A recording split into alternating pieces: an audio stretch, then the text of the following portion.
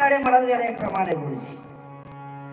चंचल हे मन धावे सैरावैला आणि त्यानेच मातेरा केला देहाचा. संताजी जगणारे महाराज तुकोबारायांनी जगाला उपदेश केलेला आहे. जगाला आपल्या अभंगवाणी म्हणून आपल्या गाथेमधून जो काही अजरामर अशी वाणी निर्माण केलेली आहे, त्या वाणीचं लेखन करण्याचं, मूळ लेखन करण्याचं काम जर कोणी संतांनी केले असेल तर संताजी जगणारे महाराजांनी केलेले आहे.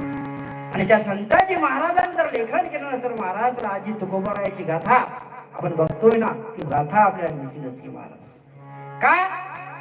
कारण की कुठलाही जर प्रामाणिक विचार, सत्य विचार, धर्माचा विचार कोणी सांगत असेल तर त्याच्या विरोधात झालेली समाजाची प्रवृत्ती लक्षात ठेवा.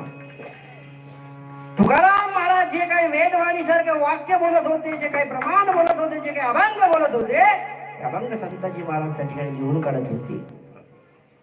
आणि त्यामुळे जी काही जगताची वाणी आहे ती संग्रहित राहिलेली महाराज. जे काही तथाकथित लोक असतात मला विरोध करणारे, चांगल्याला विरोध करणारे आजही आहे, कालही होते आणि उद्याही राहणार. हे त्रिकालबाधित सत्य.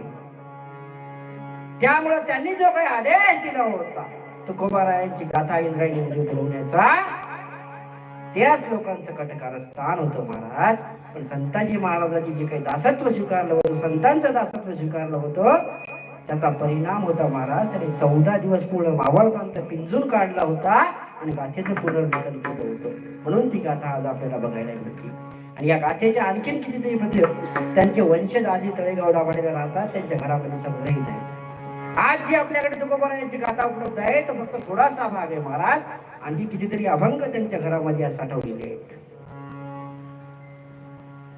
एवढं मोठं कार्य संतांनी करून ठेवलेले, एवढं मोठं साम्राज्य संतांनी उभं करून ठेवलेले.